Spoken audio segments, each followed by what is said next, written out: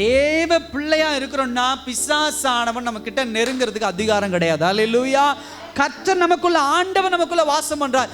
அதை மீறி அவன் நமக்கு ஏதாவது உபத்திரவம் கொடுக்கறானா அது யார் அனுமதித்ததா இருக்கும்? கர்த்தர் அனுமதித்ததா இருக்கும். அல்லேலூயா. நம்ம இந்த அமெரிக்க தேசத்துல பார்க்கிறோம், அந்த சார்லி கிரிக் அப்படின்னு சொல்லக்கூடியவர் என்ன செய்யறார்? சுடப்படுகிறார். 31 வயதுல சுடப்பட்டு கொல்லப்படுகிறார். அப்ப கொல்லப்படும் பொழுது அந்த இடத்துல பிசாசானுடைய கை ஓங்கிருச்சு. பாத்தீங்களா? எந்த பாவத்தை இந்த பைபிள் வேதாகமம் எதிர்த்ததோ, எந்த பாவத்திற்கு எதிராக சார்லி கிரிக் பேசினாரோ அந்த பாவத்தை உடையவன் என்ன பண்றான்? சுட்டு கொண்டுறான். அப்ப பாத்தீங்களா, கை அப்பர் ஹேண்ட் ஆயிடுச்சு, கை மேல தூக்கிடுச்சு. பிசாசானவன் பாத்தீங்களா அந்த கிரிக் மேல கை வைக்கிறதுக்கு அதிகாரம் அப்படி கிடையாது. தேவன் அனுமதித்தார். ஏன் அனுமதித்தார் அப்படின்னு சொன்னா, சார்லி கிரிக் 31 வயசுல தேவ திட்டம் என்னமோ அதை தெளிவா முடிச்சுட்டாரு. இப்ப இப்படிப்பட்ட சார்லி கிரிக் ஏதோ உடல் வியாதிப்பட்டு இறந்து போனாலோ இல்ல மற்ற ஏதோ ஒரு காரியத்தினால இறந்து போனாலோ இப்படிப்பட்ட தாக்கம் என்ன பண்ணிருக்காது? வந்திருக்காது. அல்லேலூயா. எப்படி தன்னுடைய உயிரை ரத்த சாட்சியாக மரித்ததுனாலதான் இன்றைக்கு உலகம் முழுவதும் அவர் பேசப்படுகிறார்.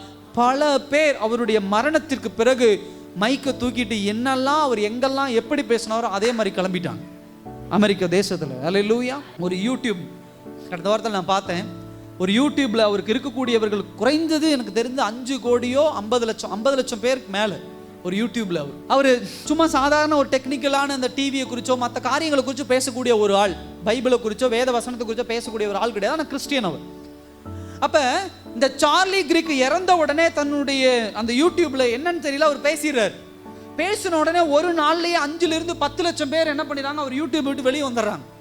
அவங்க எல்லாருமே யாருன்னா, சார்லி கிரிக் என்னென்ன காரியங்களை அடையாளப்படுத்தினாரோ, ஹோமோசெக்சுவல், அதாவது ஆணும் ஆணும் திருமணம் செய்து கொள்வது, பெண்ணும் பெண்ணும் திருமணம் செய்து கொள்வது, குழந்தைகளை வயிற்றிலே அபார்ஷன் பண்ணுவது, இதை பத்தி பேசினாங்க. பார்த்தீங்கன்னா அந்த கூட்டத்தார் 10 லட்சம் பேருக்கு மேல அவன் அக்கௌண்ட்ல இருக்கிறாங்க.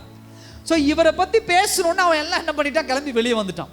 இப்போ அவர் அடுத்து சொல்றாரு, ஒரு காலத்துல இந்த யூடியூப்ல அதிகம் வருமானம் வரணும்னு சொல்லி நான் படாத கஷ்டம் கிடையாது.